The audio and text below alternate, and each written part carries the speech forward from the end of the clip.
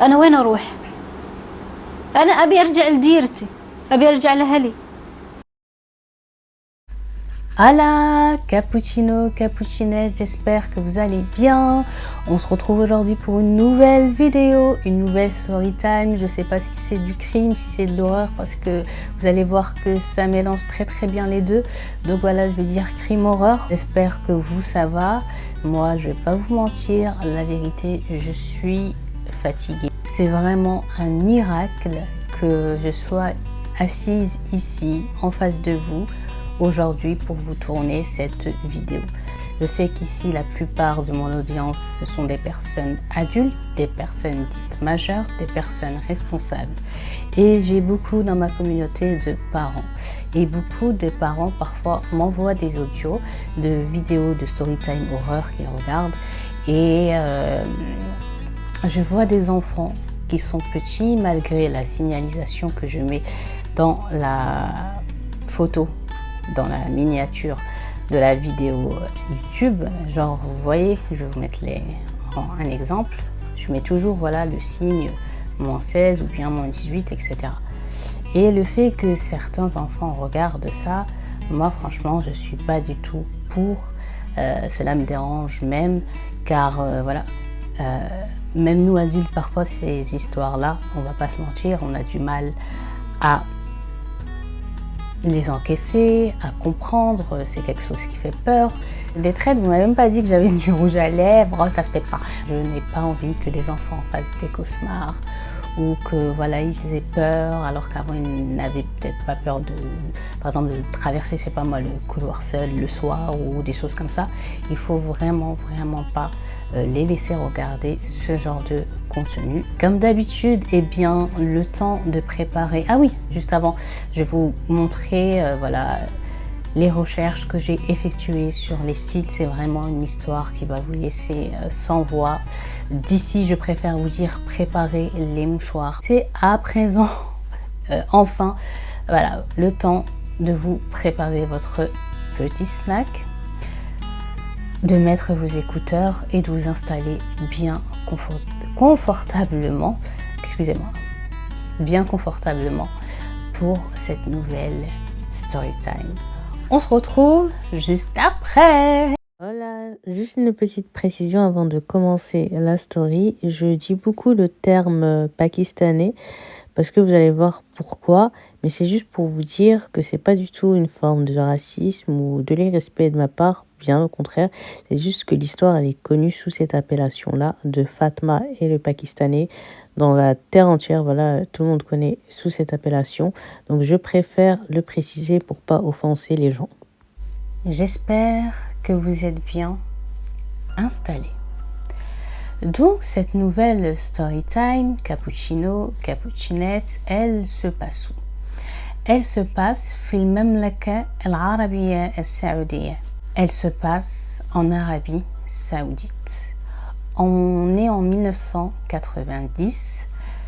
في المنطقة, on va dire la région de Jizan. C'est très dur à aborder vraiment cette histoire, mais un homme saoudien qui, ça va, a tout pour lui, a une belle vie, a une femme gentille, douce, qui est aussi une maman aimante. Ils ont des filles et des garçons. Sa dernière fille a 13 ans. Et c'est d'elle aujourd'hui qu'on va parler tout au long de cette story time. Un jour, le mari a voulu prendre une deuxième femme. Il est parti voir sa première femme et celle-ci n'y a pas vu d'inconvénient. Elle était d'accord. Lui au moins, c'est pas comme la semaine dernière dans la story time. Il est parti lui demander son avis et surtout son accord. Et elle a accepté parce que voilà, ça se fait beaucoup. Et voilà, elle a accepté, elle n'y voyait aucun mal. Donc lui, en fait, il avait déjà repéré une jeune femme qui était, elle, d'origine syrienne. Il va aller demander la main de cette jeune femme à ses parents. Ses parents vont accepter, la fille aussi. Donc il va avoir le mariage. Et une fois le mariage fait, voilà le père de Fatma, Abu Fatma, qui revient à la maison avec sa nouvelle épouse. Bon, la femme saoudienne, on est tous des femmes, on sait tous que ça doit quand même un peu piquer, parce que voilà, s'il a eu et s'il a émis l'envie, le désir d'avoir une autre femme, c'est qu'il déjà il l'aimait plus, et il est plus amoureux que de la nouvelle que de l'ancienne, surtout que l'ancienne, bon, ses enfants étaient tous grands, la plupart étaient déjà mariés, donc elle avait un certain âge et elle ne lui, on va dire comme ça, hein, ne lui convenait plus, quoi. Il avait besoin de jeunesse. On aurait pu croire que la femme saoudienne, étant la première femme et étant plus âgée, voilà, aurait décidé à chaque fois, voilà, on va dire cash, hein, d'emmerder la deuxième femme, de faire des problèmes, etc. Eh bien non, détrompez-vous, elle a plutôt très bien accepté la situation, parce que de toute manière, elle se disait dans sa tête qu'elle n'avait pas le choix, que ça ne servait à rien de lutter ou d'avoir fait une scène, parce que son mari, de toute façon, il l'aurait fait, il aurait pris cette deuxième épouse. Donc voilà, elle ne les calculait pas plus que ça. Elle avait ses appartements en bas, l'autre, la nouvelle, a eu ses appartements en haut, et tout le monde vit sa vie, quoi. La Syrienne, elle avait envie de marquer son territoire. Donc elle va faire des problèmes, se disputer avec les enfants de la Saoudienne quand ils viennent la visiter. Vraiment, elle fait des problèmes. Quand le mari n'est pas là, il part au travail. Entre la Saoudienne et la Syrienne, il y a des disputes à la maison. Et quand celui-ci rentre du travail, eh ben, il se retrouve avec, normalement, s'il aurait souhaité qu'avoir qu'une femme, il aurait eu un problème. Mais vous imaginez bien que deux femmes, et surtout deux co-épouses, quand il n'y a pas d'entente, eh ben, c'est vraiment tous les soirs, c'est la guerre mondiale. Elle fait ci, elle m'a fait ça, de lui remplir la tête, et lui, de s'énerver contre la mère de ses enfants. Elle la traitait mal, elle lui parlait méchamment, à ne jamais être de son côté. Et quand aussi la pauvre, la première femme, la saoudienne, elle allait vers son mari pour lui dire: écoute, moi tu me connais très bien, tu sais que je n'aime pas les problèmes, juste parle avec elle, qu'elle fasse sa vie, moi de moi elle ne risque rien. Et ben lui disait: oui, toi tu veux faire des problèmes parce que tu es jalouse d'elle, parce qu'elle est plus jeune que toi, parce que je lui donne plus mon attention, etc. etc. Donc au bout d'un moment, la Saoudienne, elle en a eu marre, elle se plaignait même plus, elle s'occupait d'elle et elle les a laissés faire leur vie. Femme syrienne. Et attention, quand je dis la femme syrienne, ça ne veut pas dire que celle-ci là en question, parce qu'elle est syrienne, que elle représente tous les Syriens. Dans chaque peuple, dans chaque communauté, dans chaque ce que vous voulez, il y a des bons et des mauvais, et elle, il va s'avérer malheureusement qu'elle fait partie des mauvais, vraiment des très très très mauvais personnes. Et donc ce qui va se passer, c'est que la Syrienne, malheureusement, ce qu'elle voulait, c'est que créer vraiment du conflit. Elle va commencer à faire immerger dans son sale cerveau une vengeance pour la Saoudienne, parce que, mis à part qu'elle voulait qu'elle soit mise à la porte, elle voulait lui faire mal, et ce gratuitement. Comme je vous ai dit, la Saoudienne, elle l'a accepté, elle l'a validé. Elle est venue chez elle, parce que même qu'elle veuille ou qu'elle ne le veuille pas, c'est sa maison à la Saoudienne. C'est la première femme, donc voilà, reste tranquille en fait. Qu'est-ce que tu veux, qu'est-ce que tu cherches de plus? C'est déjà dur pour une femme d'accepter, voilà, une co-épouse. En arabe, on appelle ça darra, et darra en arabe, ça veut dire le mal, la douleur, parce que voilà. Et donc elle a eu la chance de tomber sur une première femme qui était d'accord et tout ça, qui ne lui a pas mis des bâtons dans les roues, et elle se permet en fait d'avoir des idées vraiment sombres sur la Saoudienne, sur cette pauvre femme saoudienne. Et donc, elle est là tout le temps, tartite. Elle fait des plans, elle planifie. Là où ils habitaient, c'est une petite qaria. Qaria, ça veut dire, c'est comme une petite campagne, quoi, un petit village. Et dans ce village, il y a un baqqal. Baqqal, ça veut dire un petit commerce, un petit market qui était tenu par un homme pakistanais.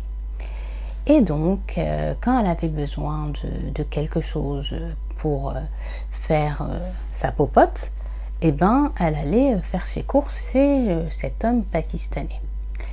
Et au fil du temps, il va commencer à y avoir entre le Pakistanais et la dame syrienne une certaine relation. Mais pas une relation d'amour, etc. Non. La Syrienne va beaucoup s'intéresser à la vie du Pakistanais. Elle va commencer à lui poser des questions sur à savoir si au Pakistan il était marié, s'il avait des enfants, si malgré qu'il était en Arabie Saoudite, il arrivait à les faire vivre convenablement, s'il avait des revenus qui étaient attrayants, s'il arrive à avoir de l'argent et tout. Et ben malgré que voilà, il est installé en Arabie Saoudite, il n'arrive pas à faire décoller son commerce, ni rien. Quand la Syrienne elle a les infos qu'elle veut avoir sur lui, un jour, un matin, elle va se lever avec une seule idée en tête, d'aller parler au Pakistanais et de lui proposer un plan, de lui demander une faveur. Donc elle arrive dans sa boutique, elle rentre, elle le salue. Comment il va? Il répond que ça va, mais que les temps sont durs, etc., etc., etc. Écoutez, ne prêtez pas attention à cette mèche rebelle, elle me saoule. Bref. Là, elle lui dit, écoute, un tel, est-ce que tu sais, je suis la femme de qui? Lui, il lui dit, oui, oui, je sais, tu es la femme de un tel qui avait déjà une première femme, etc.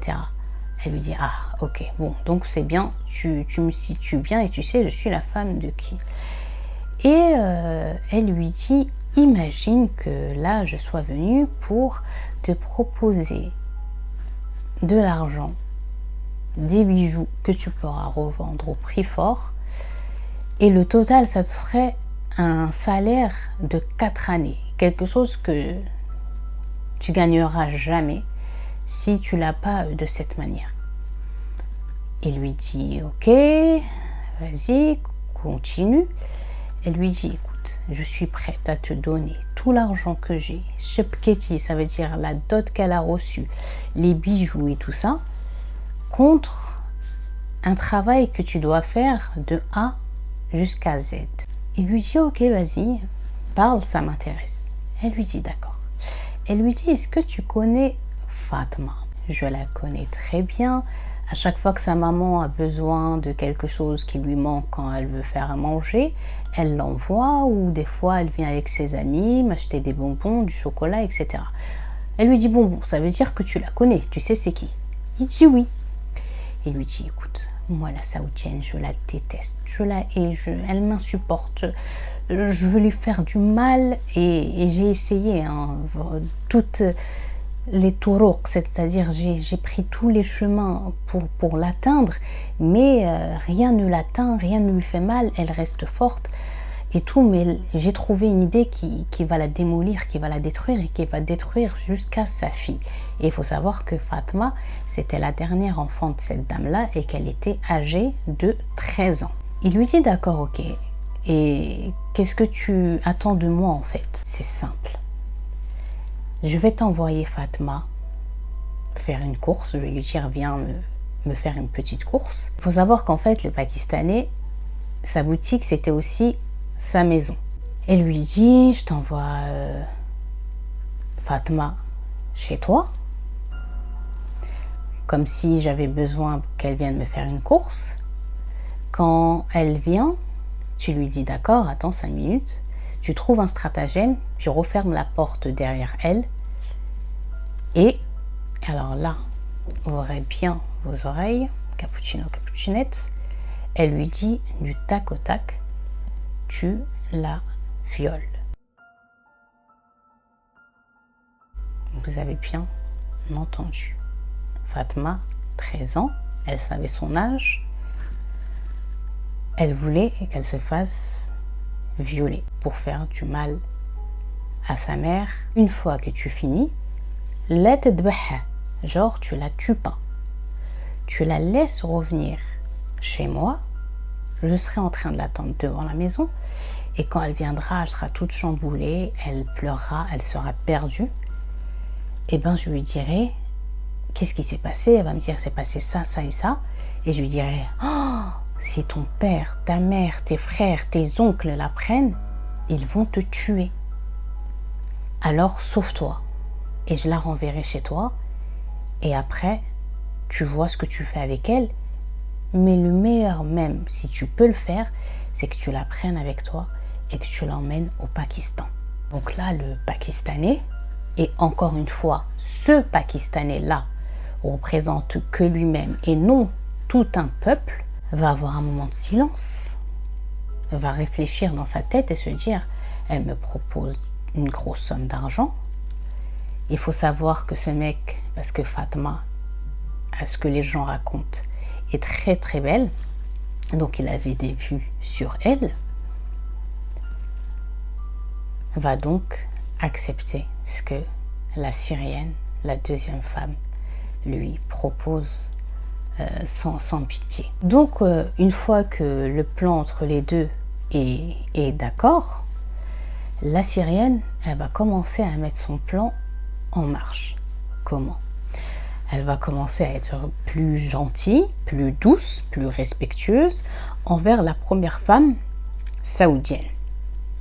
Elle va aller la voir, elle va s'excuser, lui dire pardon, que c'est elle qui est l'aînée, qu'elle doit avoir un certain respect envers elle et qu'elle s'excusait d'avoir semé la zizanie depuis qu'elle était arrivée et que maintenant en fait elle lui demande pardon et qu'elle aimerait qu'ils deviennent proches parce que de toute façon elles sont co-épouses. Donc là la pauvre, la mère à Fatma, elle accepte sans savoir que la Syrienne, elle est en train de creuser un gros trou dans lequel malheureusement ils vont tomber. Jour J, le jour où le plan machiavélique de la Syrienne doit avoir lieu, elle appelle la mère de Fatma et Fatma et leur dit, je vous invite à boire le thé chez moi. Donc la mère de Fatma accepte et Fatma monte avec elle dans les appartements de la deuxième femme, la Syrienne.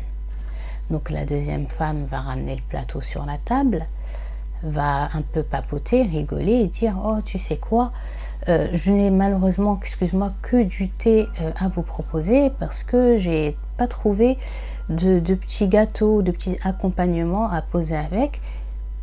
Ou sinon, tu sais quoi, est-ce que tu me permets d'envoyer ta fille عند البقال, chez le petit commerce, chez le petit commerçant, pour ramener un peu de choses parce qu'on ne va pas boire du thé comme ça sans rien. Et là, la mère à Fatma, la pauvre, elle dit, oui, bah tu sais, benti metil bentik, genre ma fille, c'est comme ta fille, ma fille c'est ta fille, donc il n'y a pas de problème. Donc là, elle va passer, la Syrienne, les sous à Fatma, lui dire tu ramènes ça, ça, ça, et la petite, elle s'en va. Donc la Fatma, elle arrive chez le Pakistanais qui lui était au courant que c'était le jour J. Donc Fatma va frapper à la porte, il va lui ouvrir, elle lui demande ce qu'elle a besoin, il lui dit d'accord, ok, rentre. Et puis là, il lui dit attends 5 minutes, il va refermer la porte derrière Fatma, lui mettre la main sur la bouche, l'emmener dans l'arrière-boutique et commettre l'irréparable, à savoir le viol. حرمة أبوي كانت بالبيت، هي أرسلتني تبغى، قالت لي روحي جيب الشيء هذا منه. رحت دقيت الباب، يعني قلت له نبغى، قال طيب خلاص أنا بعطيك الغرض، تعالي داخل. دخلت هو قفل الباب، باب الشقة حقته. أنا قلت له خلاص أنا بروح بعدين أجي. قال استني بس 5 دقايق.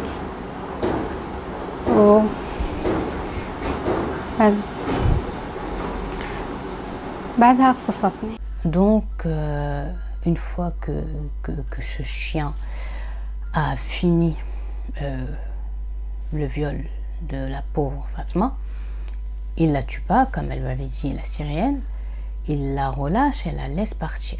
Et là, on peut tous imaginer Cappuccino, Cappuccinette, l'état dans lequel était Fatma, physiquement, mais aussi mentalement. Et pendant ce temps-là, la Syrienne faisait des allers-retours devant la Saoudienne, mine d'aller voir si Fatma arrivait. Parce que ce que la Syrienne ne voulait surtout pas, c'est que Fatma arrive et qu'il y ait un membre de sa famille, tel soit son père, tel ses frères ou bien ses sœurs, et qu'une fois qu'ils sont au courant et qu'ils voient l'état dans lequel Fatma est, bah, directement aille chez le Pakistanais et que elle se fasse, l'affaire grossisse et que le Pakistanais révèle pourquoi il avait fait ça. Donc là, elle va encore dire à la maman saoudienne, la maman de Fatma, بروح أشوف إلى فاطمة جاية ولا لا. Elle lui dit attends, je vais aller voir si Fatma est sur le retour ou bien non. Et puis elle va partir et va trouver la boutique fermée. Elle va revenir et dire à la saoudienne, mais tu sais quoi, la boutique elle est fermée. Et là la mère de Fatma va commencer à paniquer. Elle va lui dire comment ça la boutique elle est fermée, bah elle est où Fatma? Et là, pour que la mère Fatma ne se lève pas parce qu'elle voulait se lever et commencer à aller chercher sa fille, va dire non, reste assise, t'inquiète pas, peut-être qu'elle joue, qu'elle a rencontré des amis à elle, t'inquiète pas, je vais aller voir, je vais aller faire un petit tour encore. Et là, en sortant, elle voit Fatma qui est en train d'arriver de la boutique du Pakistanais. Là, elle lui dit, mais qu'est-ce que t'as? Parce que Fatma, elle pleure, elle est toute pas bien, ses cheveux ils sont en bataille, certaines parties de ses vêtements ils sont craqués. Elle lui parle pas, Fatma, elle a peur, elle n'a pas envie de parler. Elle n'a pas envie de parler parce que la pauvre, elle sait que voilà, ce qui s'est passé, c'est quelque chose de très très très grave. Et n'oubliez pas qu'elle a que 13 ans, et 13 ans c'est jeune et c'est une enfant. Donc là, la Syrienne perverse, ce qu'elle va faire, c'est qu'elle va commencer à lui poser des questions. Mais est-ce qu'il t'a fait ci? Est-ce qu'il t'a fait ça? Tatati, tatata, elle lui pose des questions. Et la pauvre, la petite qui dit oui, il a fait ça, il a fait ça, il m'a fait ça. Et là, la dame, la Syrienne qui lui dit, oh, Fatma, va-t'en vite avec ton père ou tes frères, tes oncles, ils soient au courant et qu'ils te tuent ou que ta mère te voit et qu'elle aussi te tue. Va-t'en, retourne chez lui, il n'y a que lui qui pourra t'aider. Et moi, t'inquiète pas, je vais essayer de calmer la situation, leur expliquer calmement ce qui t'est arrivé parce que c'est très très très grave. T'as fait une grosse bêtise là, t'as fait une très grosse bêtise. Et dès que voilà, j'arriverai à tous les calmer, ben, je vous rappellerai et vous reviendrez et il te ramènera à ta maison. La pauvre, elle lui met dans la tête que c'est elle la fautif et que si sa famille elle est au courant, qu'au lieu d'aller punir le Pakistanais, c'est elle qui sera punie. Donc la pauvre, elle va avoir peur. Elle va avoir très très peur et perdre sa lucidité qu'elle n'a pas encore. J'aime pas dire qu'elle a perdu sa lucidité parce que c'est une enfant. Et la pauvre, elle va pas réfléchir. Et elle va partir en courant chez le Pakistanais. Et le Pakistanais l'attendait, il savait très très bien qu'elle allait revenir parce que la Syrienne lui avait dit qu'elle allait lui renvoyer. Donc une fois qu'elle refrappe à la porte, il la fait rentrer, lui, il est comme ça, il lui dit quoi? Qu'est-ce qu'il y a? Qu'est-ce que tu veux? La Fatma, elle est dégoûtée, elle ne le regarde même pas dans les yeux, elle pleure, elle lui dit écoute, je suis partie chez moi et il y avait à la porte ma belle-mère. Ma belle-mère a dit que voilà, il n'y a que toi qui peux m'aider, tu me caches pendant quelques jours, le temps qu'elle calme ma famille. Et voilà, une fois que la situation sera calme, je pourrai rentrer chez moi. Il lui dit d'accord, t'inquiète pas, je vais te cacher, personne va te faire du mal, je te protégerai, t'inquiète pas. Il avait tout planifié. Il prend un sac à dos, dedans il y avait l'argent, la grosse somme d'argent que la Syrienne lui avait donnée, plus les bijoux, etc. Il ferme sa boutique et il prend un taxi. Il part de Jazan jusqu'à Jeddah. Il roule, il roule, il roule, il roule, il roule, il roule, il roule.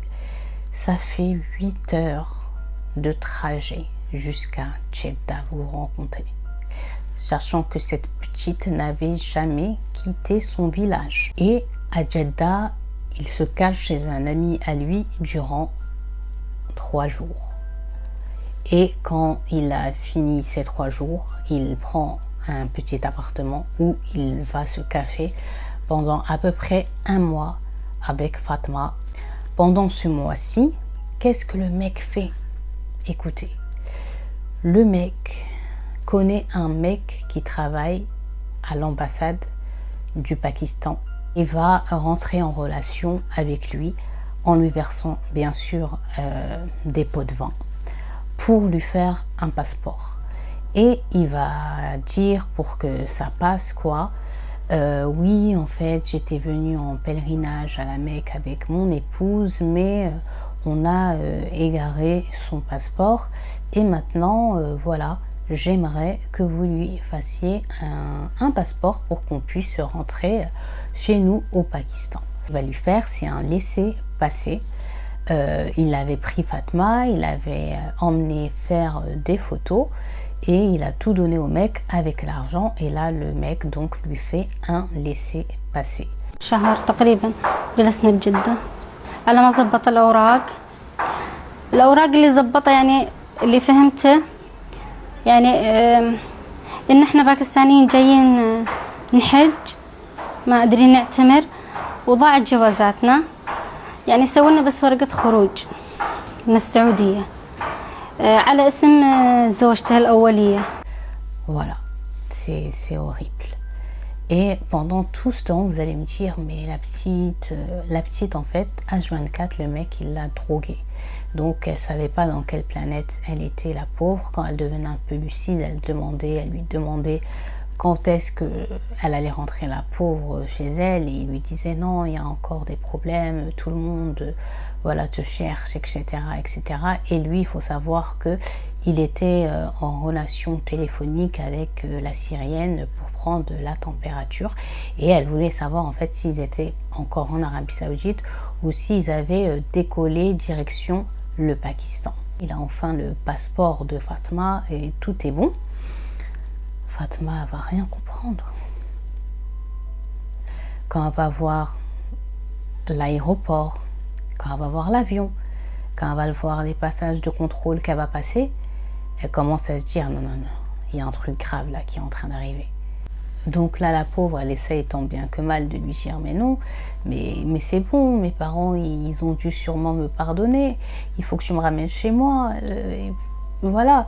Il lui dit que non, que tout le monde était à sa recherche, que la police aussi était sur le coup, que si elle retournait là-bas, elle était en danger, que tout le monde voilà, la punirait. Donc voilà. يعني يوم قال لي خلاص احنا بنروح الباكستان انا قلت له طيب اذا نروح الباكستان متى نرجع السعوديه لان حرمه ابوي قالت خلاص بهذا الوضع تجين قلت له قال لي لا الحين ما نقدر نرجع لان ابوك خبر الشرطه والناس جالسين يدورونك وفي مشاكل في المنطقه حقتكم. Faisait peur comme ça, il lui faisait peur de cette manière-ci, la pauvre. Et donc elle va monter dans cet avion et voir du hublot l'Arabie Saoudite s'éloigner et prendre la direction du Pakistan. Donc le premier endroit où ils vont descendre en avion, c'est à Islamabad. Et puis de Islamabad, il va couper un vol interne à Karachi. Et quand ils arrivent à Karachi, c'est une autre étape une autre aventure qui commence vraiment pour la pauvre Fatma. Il habite vraiment très reculé dans le Pakistan. Il habite à la frontière de l'Inde. Il faut savoir que c'est une région qui est assez chaude. C'est avec les Pashtuns, c'est avec le Cachemire, c'est avec beaucoup de soucis géopolitiques. Il y a toujours des attentats, toujours des gros problèmes comme ça là-bas. Il y a beaucoup de films même très bien de Bollywood, voilà, qui relatent les conflits qu'il y a entre l'Inde et le Pakistan. Et la pauvre, elle va se retrouver au milieu de ce terrain-là. Déjà, pour atteindre le village habité, c'est une aventure pour une enfant de 13 ans. C'est horrible. Elle va se retrouver à d'abord utiliser le moyen de locomotion de la voiture, puis au bout d'un moment, les voitures ne vont pas là-bas, donc c'est des vélos. Ensuite, elle va se retrouver sur des chevaux pour finir sur des ânes pendant des heures, jusqu'à arriver devant la maison familiale. Il y a un côté de la maison qui tient encore debout, on ne sait pas quel miracle, et l'autre côté, voilà, ça se voit qu'il y a eu la guerre et tout ça, c'est très chaud. Déjà, Fatma, elle dit qu'il n'y a aucun homme qu'elle a croisé sur tout ce chemin qui n'avait pas autour du cou une kalachnikov ou bien une fusil, tout ça, une fusil, oui, un fusil et tout ça. C'est tellement un territoire chaud que même l'État, il a abandonné et qu'il n'y a personne qui va dans ce village-là, dans ce secteur-là. Il n'y a personne de l'État pakistanais qui va là-bas. C'est la jungle. Voilà, c'est la jungle, c'est ça le terme. Donc là, Fatma, elle arrive devant cette maison, comme je vous ai dit, qui, on ne sait par quel miracle, tient encore debout. Et là, il lui dit de descendre de l'âne. Elle le suit, la pauvre. Il ouvre la porte. Et puis là, les gens à l'intérieur, ils sont tous choqués. Mais Fatma, elle est encore plus, parce que dans la maison, ils sont au moins 10 milliards. Beaucoup de bébés, beaucoup d'enfants, des femmes, des hommes. Ça parle fort, c'est bruyant, ça impressionne, ça fait peur.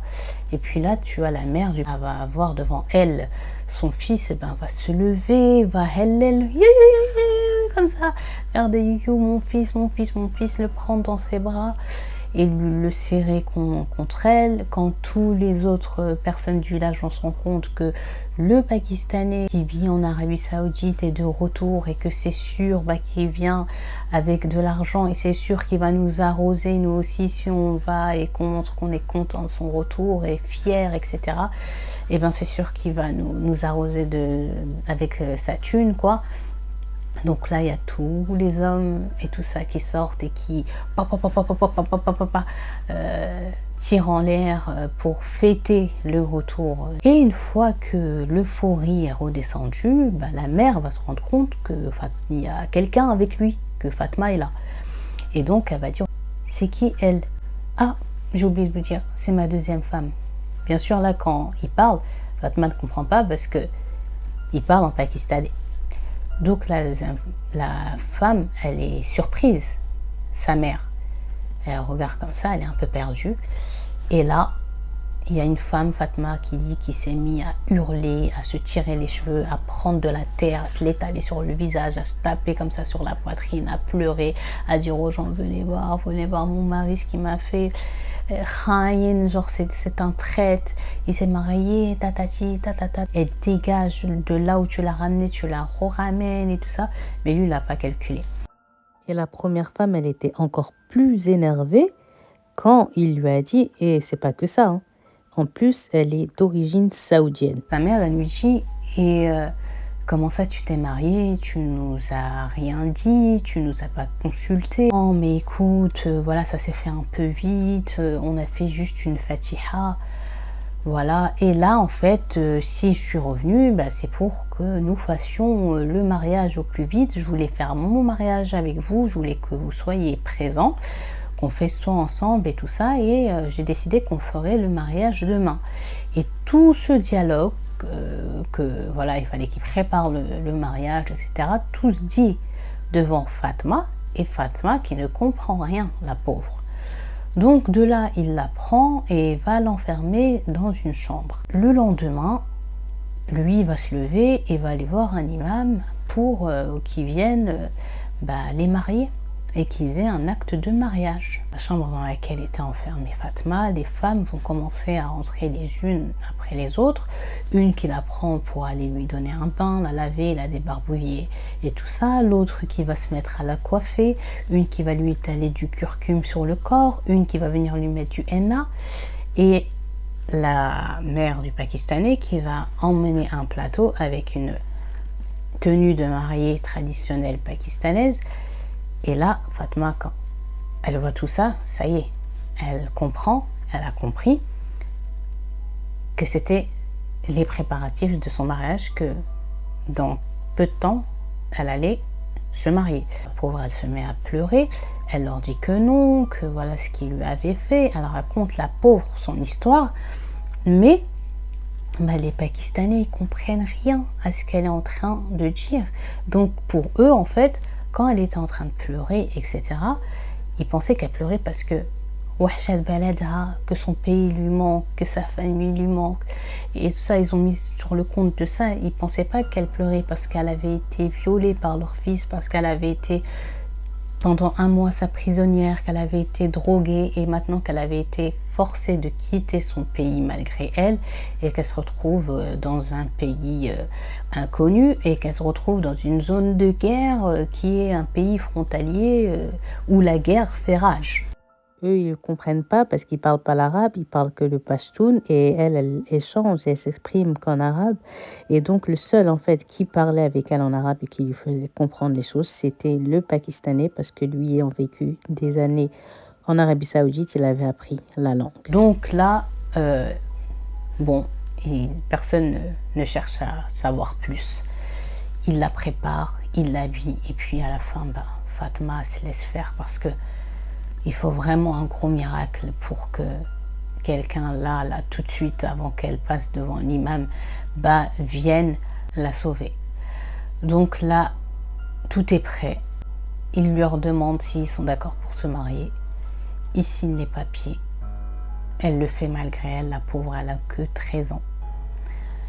Et là, l'autre cauchemar, c'est la nuit de noces.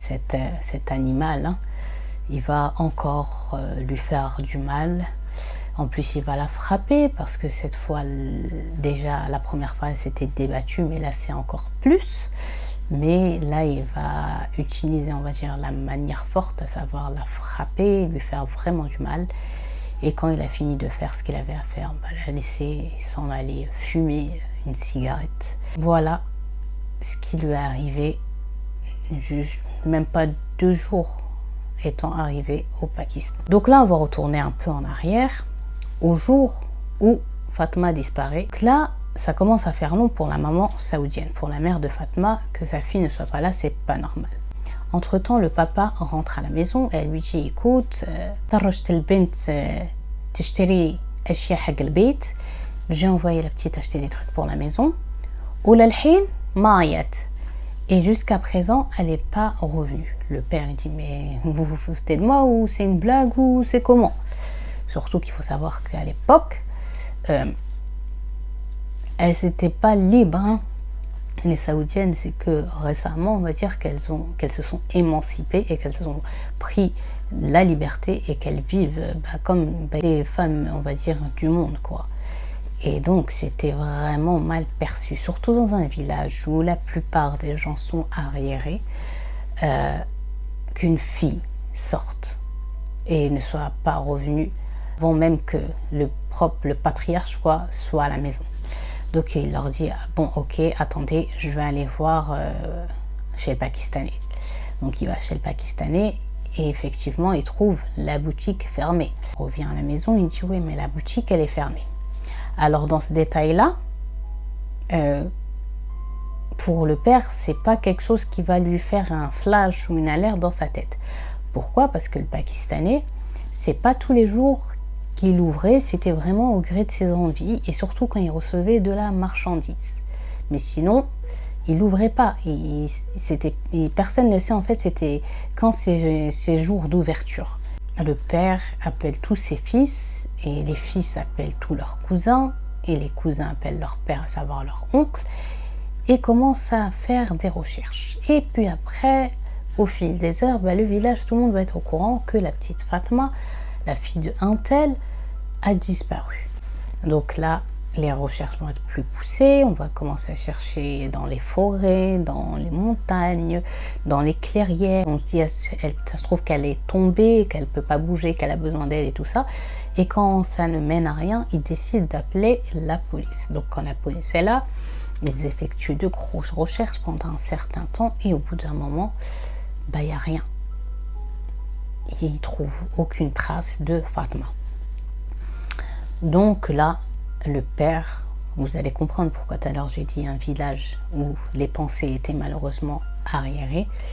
Ce qu'il va se dire, il va se dire que sa fille, s'il n'y a pas de corps, si personne n'a de ses nouvelles, c'est que peut-être sa fille avait un ashiq, c'est-à-dire un amoureux secret, et qu'elle s'était mise d'accord avec lui et qu'elle se serait enfuie. Non, mais la pensée du père m'a vraiment choquée. La gamine, elle avait que 13 ans, la pauvre. Il s'est pas dit, ouais, elle s'est fait enlever par un illuminé, elle est peut-être quelque part en danger, elle a besoin vraiment d'aide. Il a pensé une pensée vraiment nulle. Et pourquoi j'ai dit le mot arriéré, c'est justement pour ce détail-là. Et ce qui serait une grosse honte pour eux, au niveau de la famille. Quelque chose qui ne s'était jamais vu et quelque chose vraiment qui le ferait tomber, on va dire, de son rang social parce que c'était quelque chose qui ne se faisait pas et c'était un déshonneur. Et je vous ferai des story time sur des histoires de crimes d'honneur qui sont arrivés et vous allez être choqués. Alors un jour, les oncles, les cousins sont partis voir le père de Fatma et lui ont dit: on trouve que tu n'es pas investi, on trouve que tu t'inquiètes pas assez pour ta fille. Alors on se demande si en fait tu serais pas au courant de quelque chose, si Fatma aurait pas commis une bêtise et que tu essayes de cacher ça et que tu veux pas nous dire la vérité. Et si c'est le cas, vaut mieux que tu nous dises parce que on est aussi inquiet pour elle, quoi. Et là, le père, il en avait tellement marre que tout le monde le regarde bizarrement, lui pose des questions, demande où est Fatma, etc. Il n'arrivait plus à assumer. Et lui, arriéré, quoi, au lieu de sa fille, qui doit être sa priorité, au lieu de son statut dans la communauté, il va dire: oh non, en fait, voilà, écoutez, ma fille, elle est chez moi. Elle est enfermée dans sa chambre, elle est punie, elle ne ressortira plus parce qu'en fait, on a trouvé qu'il avait passé la nuit chez une amie, elle ne nous avait pas demandé l'autorisation. Ou et moi, je n'ai pas de fille qui dort hors de la maison et qui fait ce qu'elle a envie de faire, donc elle est punie, et voilà, ne vous inquiétez pas, etc.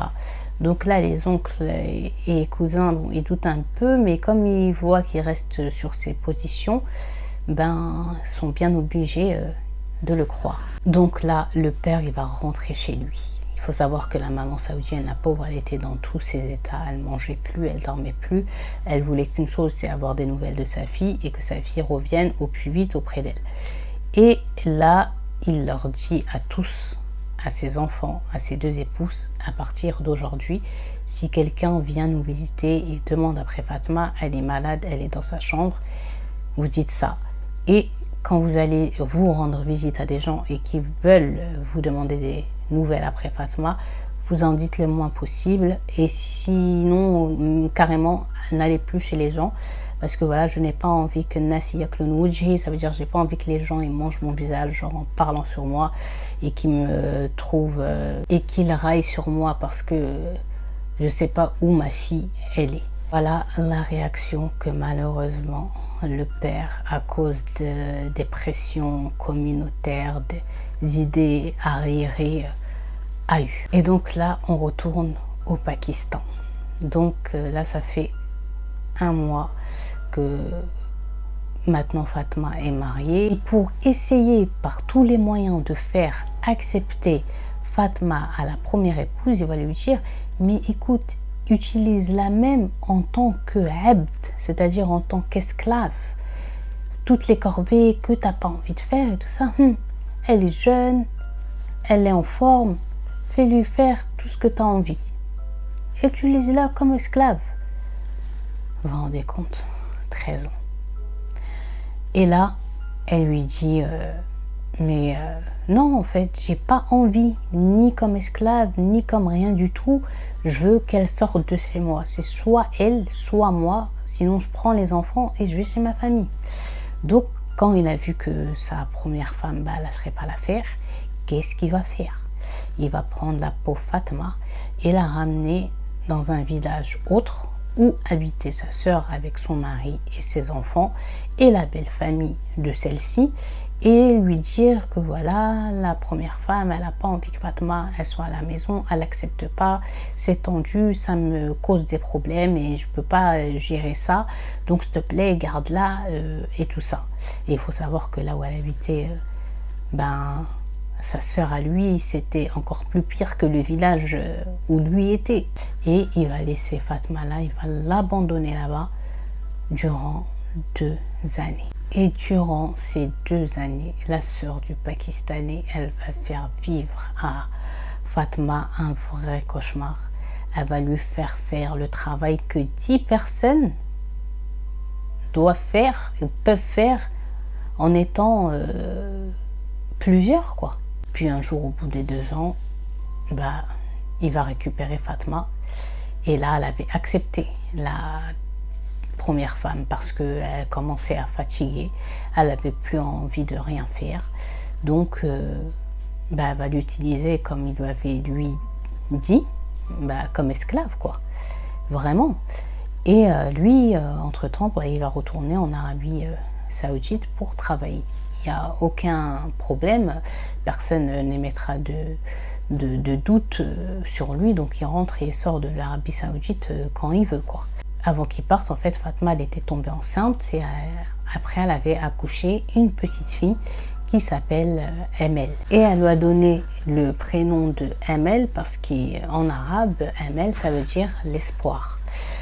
Et elle est là avec sa petite fille, avec la première femme, chez la première femme.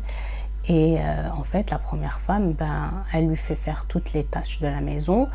Et si toutes les tâches ne sont pas faites comme la première femme a envie, en fait, elle leur donne pas à manger.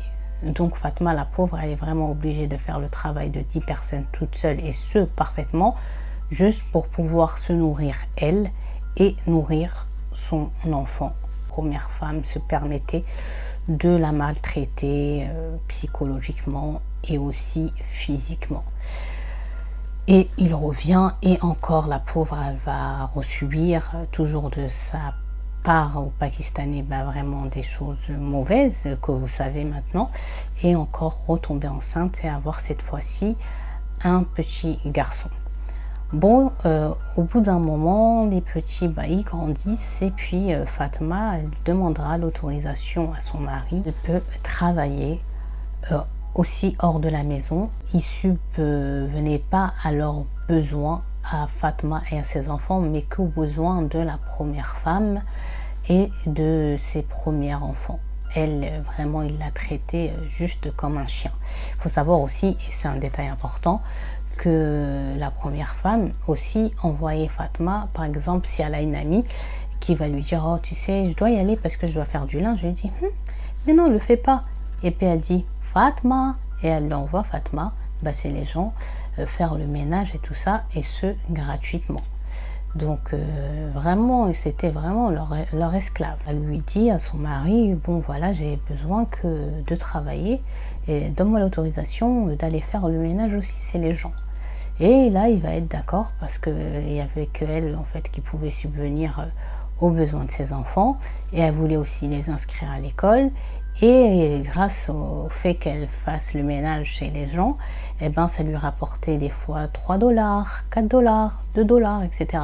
Et à ramasser comme ça les dollars sur dollars, elle pouvait, la pauvre, inscrire ses enfants à l'école. Bref, elle a éduqué ses enfants superbement et merveilleusement bien.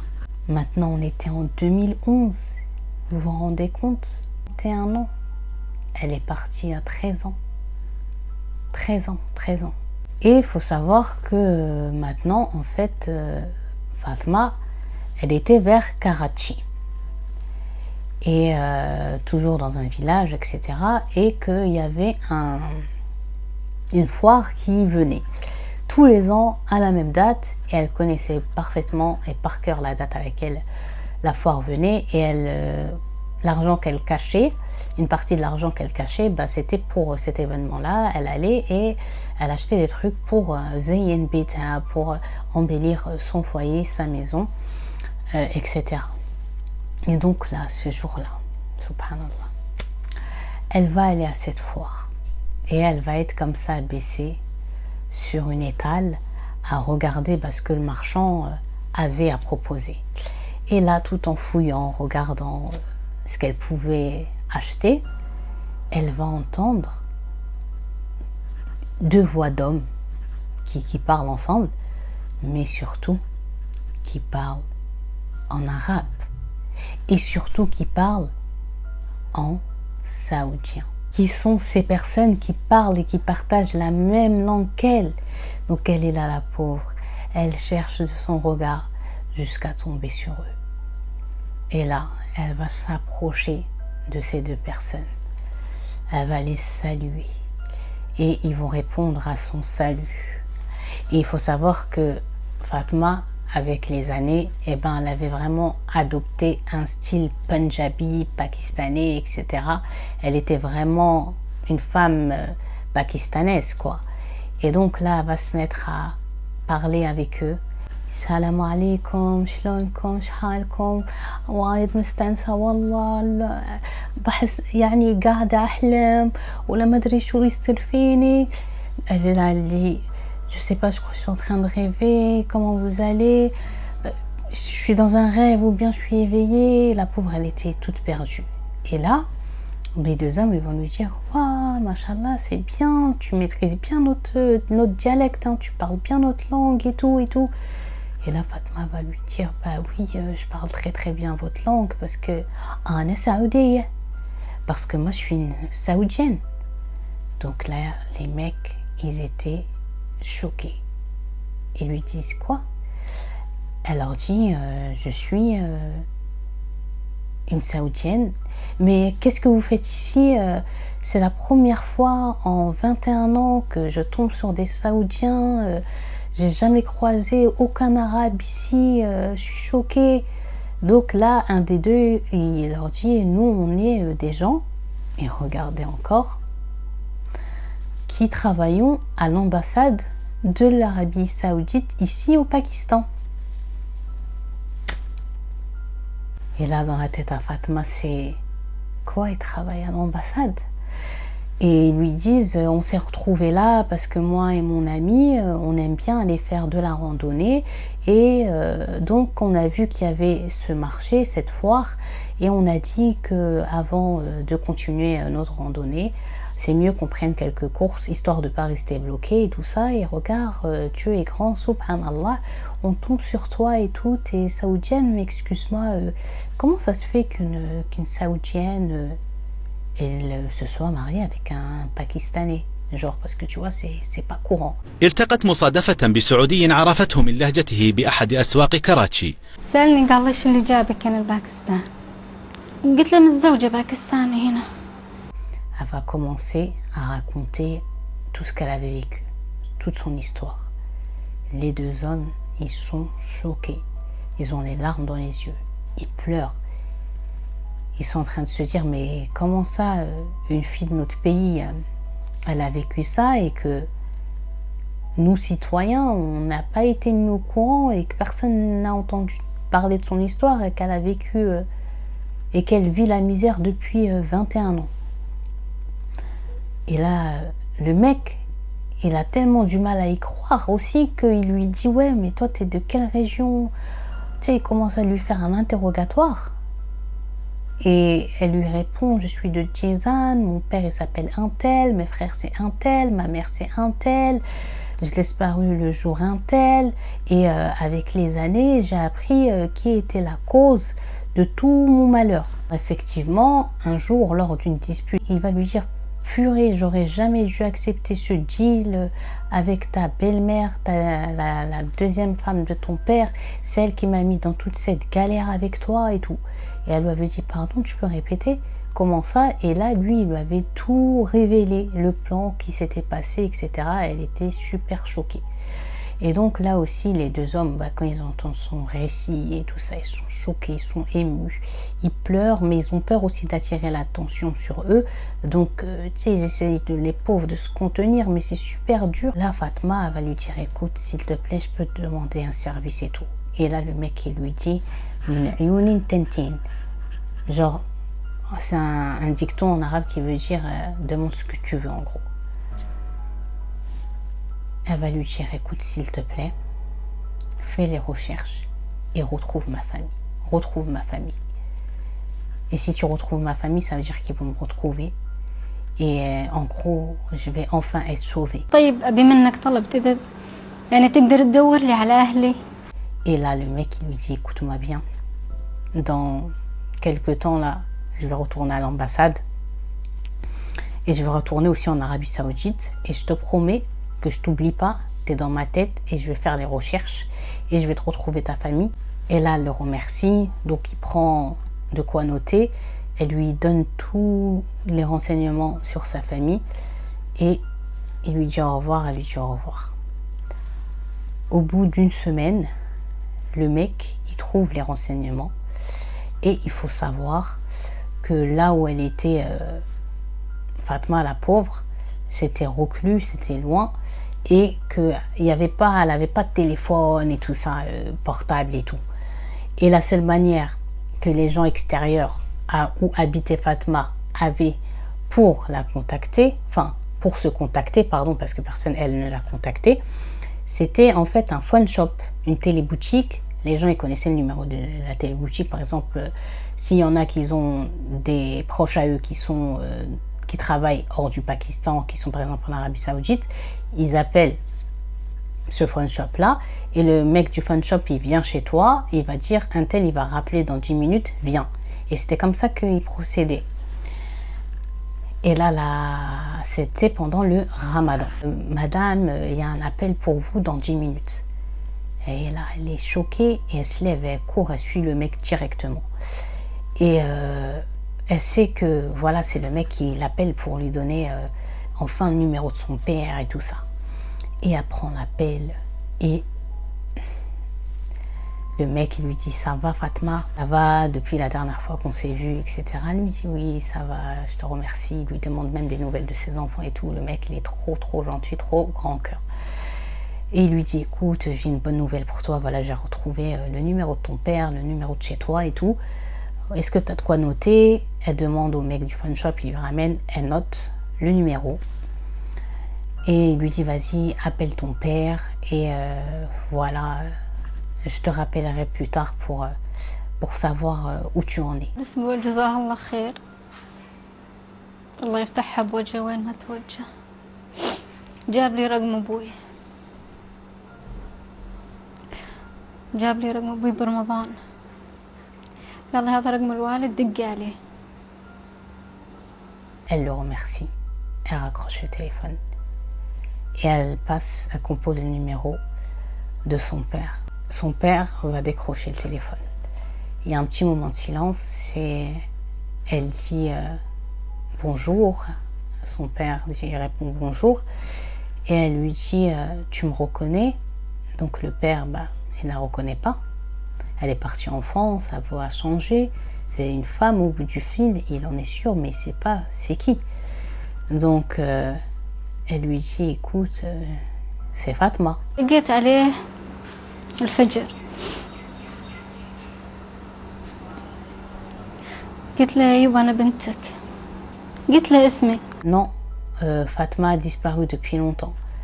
Pourquoi il dit comme ça? C'est parce que, et là vous allez être encore bien choqués, Faut savoir que quelques temps après, voilà, qu'il ait fait son mensonge de comme quoi Fatma était malade et qu'elle était alitée dans sa chambre et punie, etc.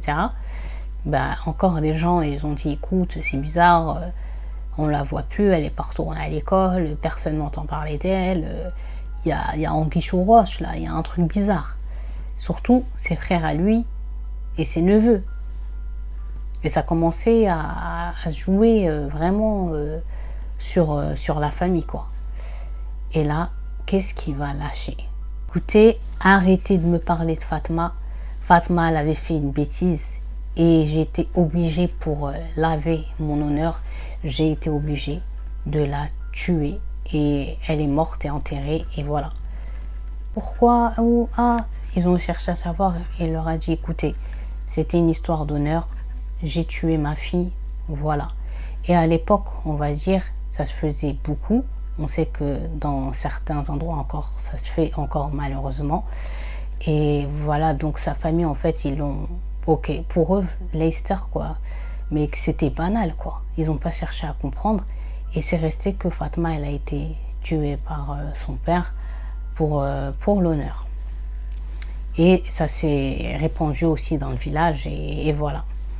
Donc, là, lui, il pensait en fait que c'était quelqu'un du village qui voulait vraiment déterrer la vraie vérité, qui voulait lui faire dire en fait, non mais Fatma, en fait, on ne sait pas où elle est. Et enfin, démêler le vrai du faux. Mais le vieux là, il réitère. Et la Fatma, elle dit, mais Yaba, isma'ni, قلت لك أنا Fatma. Papa, écoute-moi, je t'ai dit, je suis Fatma, je suis pas morte.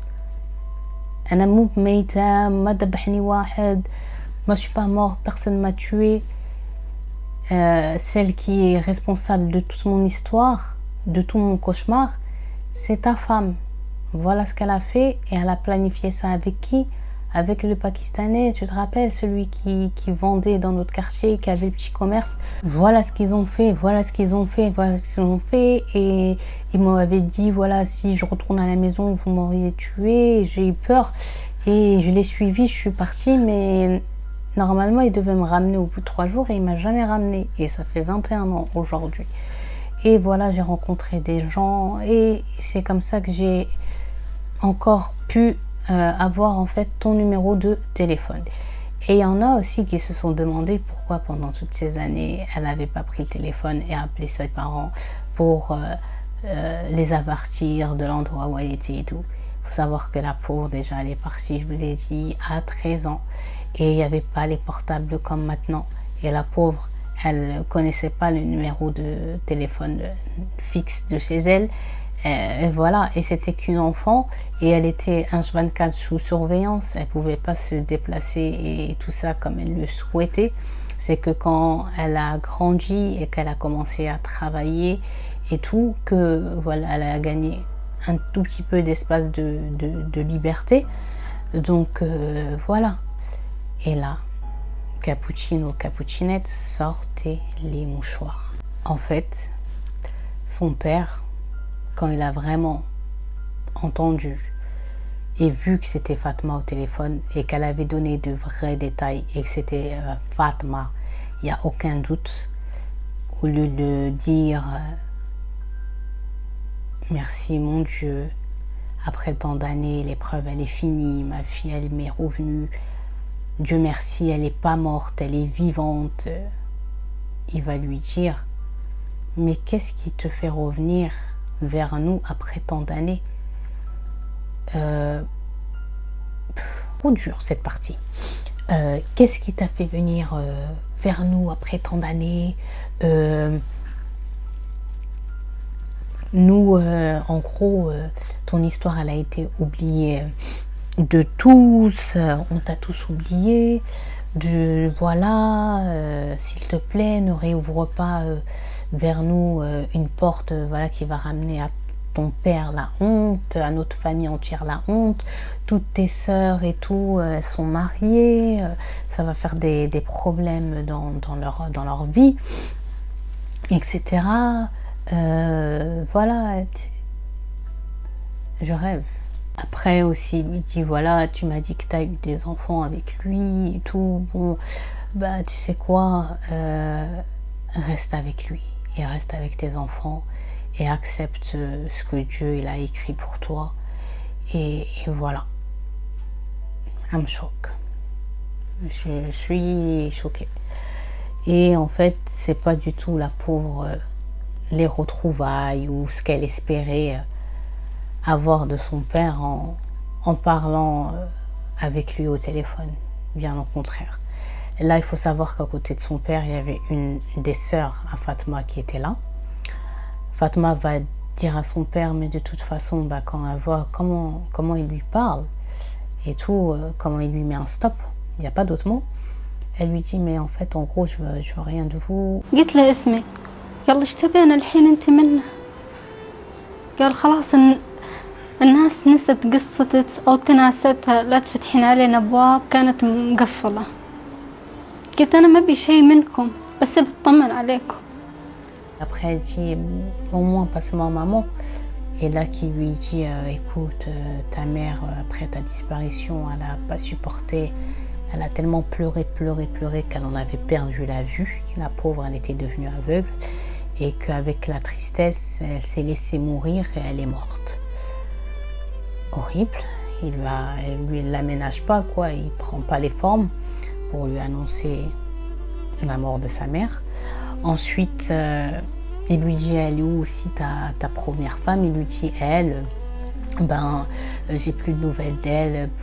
Après 3 ans de notre mariage, elle faisait beaucoup de soucis, donc je l'ai divorcée, elle est partie et je sais pas où elle s'en est allée. Et sœur à Fatma, comme je vous ai dit, qui est debout à côté de son père et qui écoute la conversation et qui va prendre le téléphone et qui va, pour moi, faire mine d'être triste, mais en même temps heureuse, et aussi par contre lui faire bien comprendre que eux ils avaient fait leur vie, que cette histoire ils l'avaient enterrée, qu'elle avait été oubliée et que maintenant elle devait accepter ce que sa vie, rester avec ses enfants, rester au Pakistan et surtout pas revenir chambouler leur vie, que eux ils étaient bien et que voilà, en fait en gros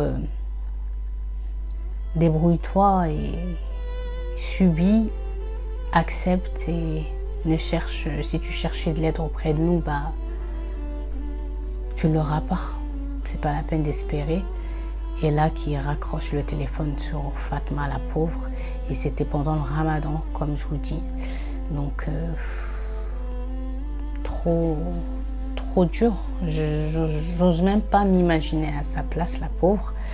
Donc là, Fatma, bah, elle n'avait pas le choix que de remettre le téléphone sur le combiné. Par contre, après une heart, comme ils disent, c'est-à-dire qu'elle a craqué. قال لي ايش تبين الحين انت منه قال خلاص الناس نست قصتك او تناستها لا تفتحين علينا ابواب كانت مقفله قلت انا ما ابي شيء منكم بس بطمن عليكم.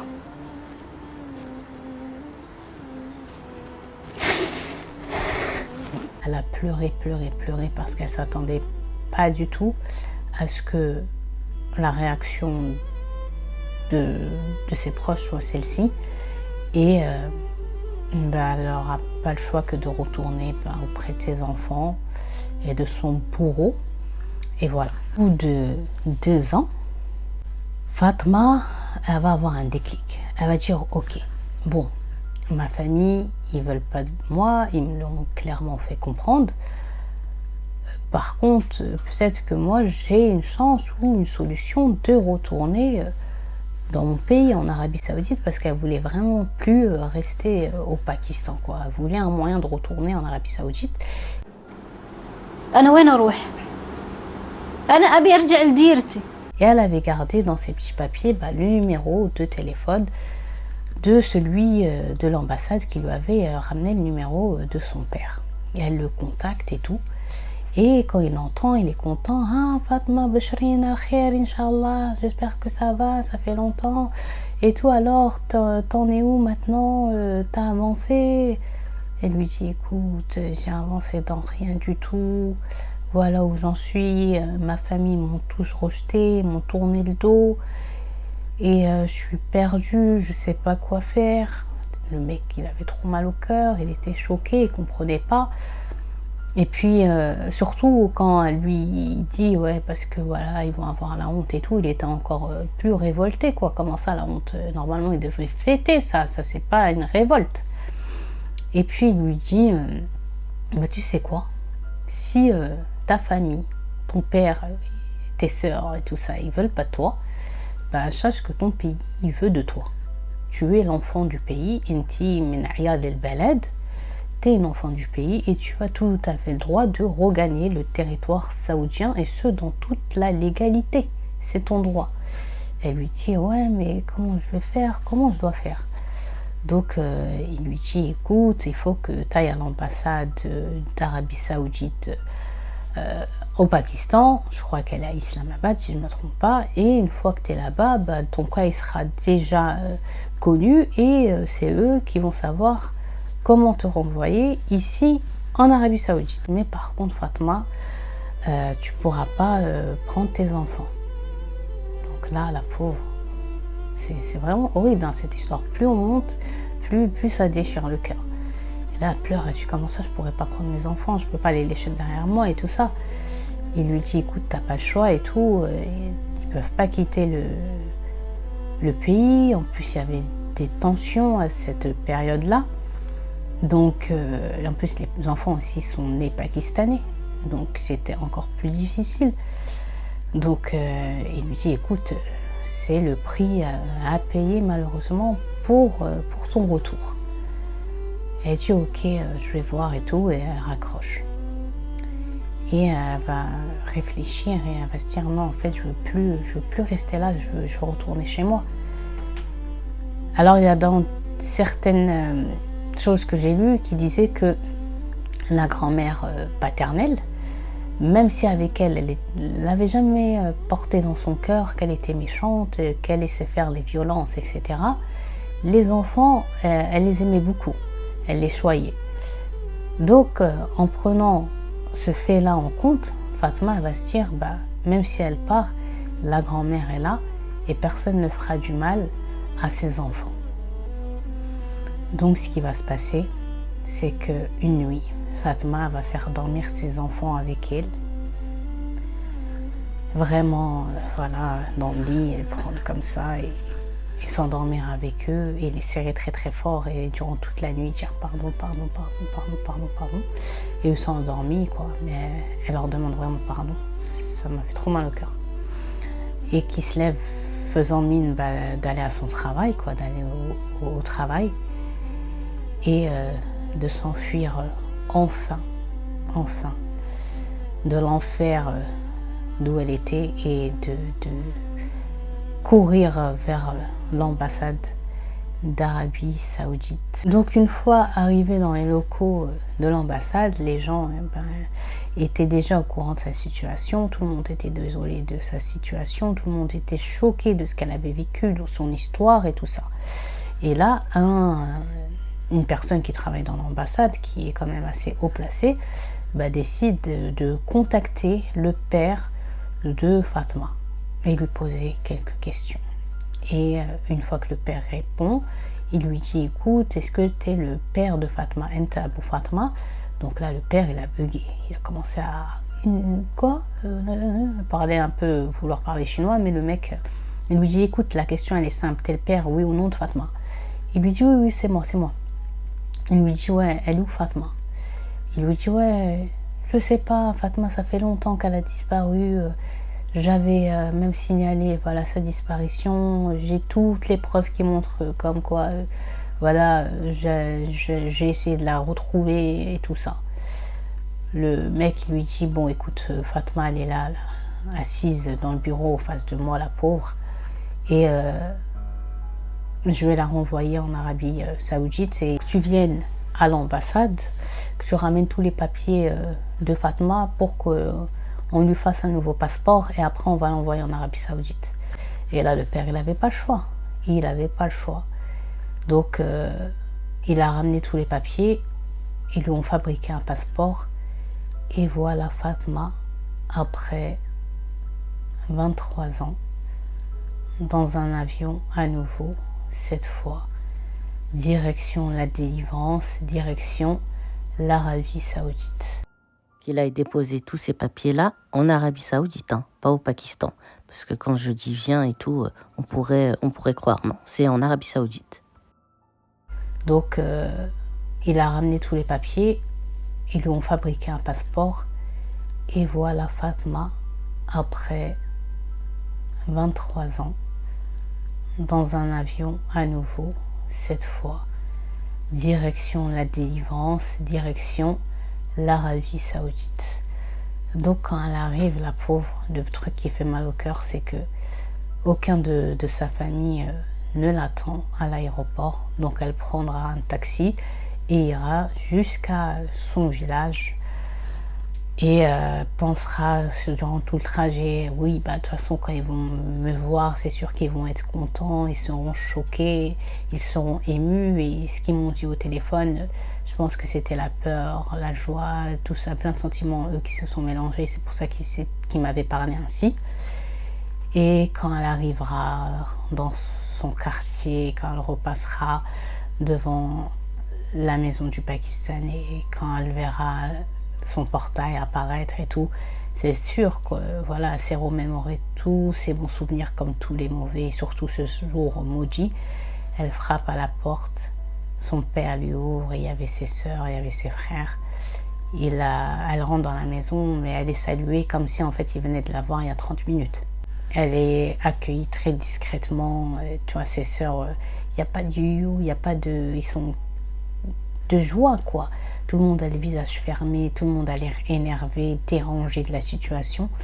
Et là, ils vont prendre la parole et lui dire, écoute Fatma, s'il te plaît, on repart, ne viens pas, ne nous gâche pas nos vies, tu vas nous causer des problèmes, que ce soit les filles envers leur époux, ils vont dire qu'on est une famille de menteurs, de mythos, que ce soit des frères avec leur épouse, et que ce soit moi-même, qui suis ton père.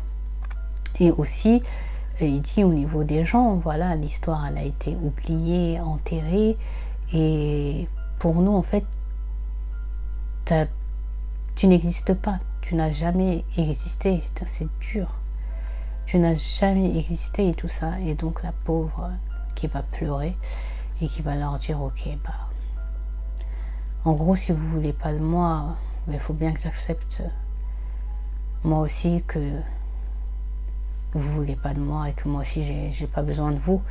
Donc elle leur demandera juste, ça fait trop mal au cœur quand j'ai lu ça, elle leur demandera juste de leur montrer la tombe de sa mère pour qu'elle aille se recueillir dessus. Donc ils vont accepter, elle va partir se recueillir pendant un long moment sur la tombe de sa mère, pleurer, parler. Et prendra de là-bas, ne retournera même pas dans la maison de son enfance, dans la maison de son père, prendra un taxi et s'en ira à Jeddah. Et là, en 2013, son histoire va être connue. Parce que là, on était en 2013, de toute façon, la date de son retour, mais son histoire va faire boum. Pourquoi? Parce que ça a fuité de l'ambassade, qu'il y a une fille saoudienne qui a vécu ça et tout, et c'était un gros dos. Et surtout, comment ce gros dossier, ben, il a tenu secrètement comme ça, aussi longtemps dans la durée, dans les années, quoi. Et là, il y a un journaliste, une interview avec elle, parce que voilà, il a été touché de son histoire. En plus, voilà que... Ça s'est su que la pauvre, elle avait été rejetée. Les conditions de vie de Fatma sont vraiment très difficiles. La pauvre, pour survivre, ben, elle fait la manche alors qu'elle a une famille et que c'est pas des gens qui sont à plaindre. Elle fait la manche. Il y a des associations style genre comme les Restos du Cœur et tout ça, ou des associations pour les femmes pour qu'elles passent la nuit en intérieur au lieu de l'extérieur, qui lui viennent en aide et beaucoup de choses comme ça. Et surtout son histoire, quand ce journaliste-là, il a été au courant et que ça a explosé, il a tout de suite voulu l'interviewer et lui venir en aide. Donc c'est chose qui a été faite. Je vous ai mis en sous-titres, que je vous ai traduit, et j'ai mis les sous-titres et tout. Ensuite, bon, quand elle est passée avec ce grand journaliste-là, l'émir de sa région de Jazan, alors qui s'appelle Mohammed bin Nasser bin Abdelaziz, il a contacté Fatma. Et il a mis toutes ses équipes pour lui venir en aide. C'est-à-dire qu'ils lui ont acheté une maison, qu'ils l'ont totalement meublée, ils lui ont fait un ratib shahari, ça veut dire que tous les mois en fait elle avait un versement d'argent qui venait sur son compte et tout ça. Le mec il s'est vraiment keffela, ça veut dire genre il s'est occupé d'elle et de ses problèmes. Et pourquoi Fatma a fait cette interview et que ça a eu un écho?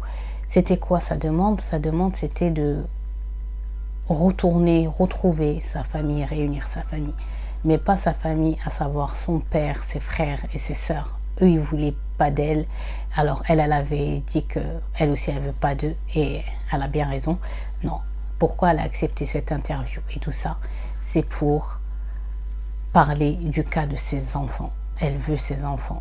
Et oui, c'est une maman. Elle veut ses enfants. Elle ne veut pas qu'ils vivent là-bas, qu'ils grandissent là-bas encore plus. Voilà, parce que c'est une région, comme je vous ai dit, dangereuse, etc. Donc là aussi, Mohammed bin Nasser bin Abdelaziz, l'émir de sa région de Jazan, qu'est-ce qu'il va faire? C'est que aussi, à part voilà, s'occuper d'elle au niveau financier, au niveau de sa maison et tout, il va lui promettre qu'il lui ramènera, quoi qu'il lui en coûte, quoi qu'il doit faire, il lui ramènera ses enfants. Et il va mettre 2 ans avant de pouvoir lui récupérer ses enfants, qu'ils puissent rentrer en contact avec eux là-bas au Pakistan. Je pense qu'il y a eu des négociations dures et secs. Lui, son mari était lui retourné parce qu'il avait eu l'alerte, les infos comme quoi Fatma, voilà, elle n'était pas retournée à la maison et que voilà, lui, il savait très bien en fait que elle était partie. Ça y est, elle l'avait fait, elle avait osé le faire et il a eu peur, donc il est rentré bien vite avant qu'il se fasse attraper et il a réussi. Je pense qu'il a dû falsifier encore une fois son identité et il a été reclus au Pakistan. Alors je pense qu'il y a eu dans les coulisses avec le Pakistan pour pouvoir prendre les enfants peut-être de l'argent ou quelque chose, mais que ça a dû négocier sec et que c'est pour ça que les enfants ont été rendus à Fatma. Donc une fois qu'elle a récupéré la pauvre ses enfants, je repose bien, une fois qu'elle a récupéré la pauvre ses enfants, bah pour elle ça y est, elle avait récupéré enfin sa vie, elle avait enfin récupéré sa vie et elle était heureuse comme tout. Donc aussi il y a des gens qui m'ont dit pourquoi elle n'avait pas attaqué son mari en justice et tout.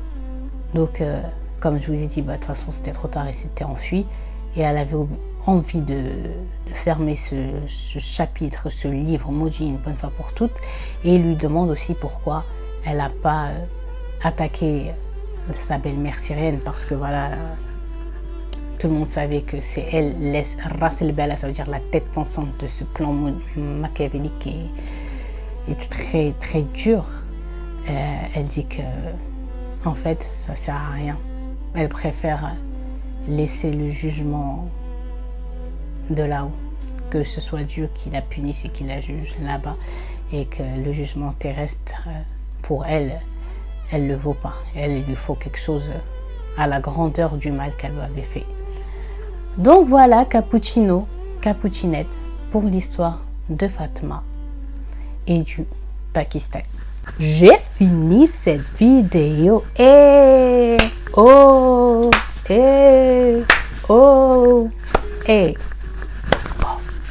J'espère que cette petite vidéo, vous a plu, vous a fait découvrir vraiment, comme je vous disais, la méchanceté humaine. La semaine passée, c'était la première femme qui était dure, qui avait fait le mal, et là, dans celle-ci, c'est la deuxième. Donc pour montrer que c'est vraiment pas simple, hein, les histoires de coépouse et tout ça, c'est vraiment pas du tout simple.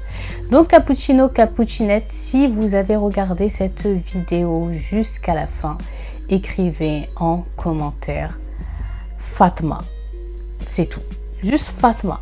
Certaines personnes disent que je raconte les histoires lentement, c'est parce que je tiens aux détails et je tiens à respecter le récit des gens. Je n'ai pas à enlever ou à rajouter sur les histoires des gens par respect et parce que aussi les histoires des gens ne m'appartiennent pas et c'est des amena, ça veut dire c'est quelque chose qui est vraiment comme une responsabilité sur mes épaules. C'est sur mes épaules. Et un exemple simple, quand tu te disputes avec quelqu'un et que la personne raconte la dispute à une personne qui n'était pas là pendant la dispute, soit quand elle rajoute, soit quand elle enlève, qu'est-ce que tu dis en premier? Instinctivement, raconte vraiment ce qui s'est passé, raconte bien ou raconte pas. On le dit tous. Donc voilà, c'était juste pour vous faire comprendre à ceux qui le disent que je respecte les histoires des gens et que forcément je m'y tiendrai toujours parce que c'est quelque chose qui est une responsabilité qui est sur mes épaules et voilà, c'est un poids et je respecte ce poids dans les moindres détails. S'il vous plaît, dans les commentaires, de ne pas spoil au maximum parce que voilà, afin que les autres personnes qui découvriront cette histoire la découvrent comme vous qui la découvrez, qui l'avez découvert maintenant, quoi, qu'ils aient les mêmes sensations que vous, le même, mais what, quoi, qu'ils aient tout ça, qu'ils ressentent les mêmes choses que vous. Là, il est 1h45 du matin, donc voilà, je vais aller me coucher et je vous ferai un très bon montage et j'espère que vraiment cette histoire, partagez-la au maximum pour montrer aux gens que tu pensais que ça c'était un degré de méchanceté, mais non en fait l'ami, regarde les gens, quelles idées ils ont, tout ça pour faire du mal par plaisir, par fantasme, gratuitement comme ça, par vengeance, par je sais pas, mais voilà quoi. En plus là il n'y a même pas d'histoire de vengeance, c'est juste une histoire de jalousie quoi, encore une fois. Donc voilà, cappuccino, cappuccinette, n'oubliez pas de vous abonner, de laisser un like, un commentaire, pas trop spoil, et de me suivre sur mes autres réseaux sociaux. Je vous fais de gros bisous. Je ne sais pas si vendredi prochain il y aura une vidéo, ça dépendra de comment je me sens physiquement. En tous les cas, je vous tiens au courant et prenez soin de vous. Voilà, bisous, ciao.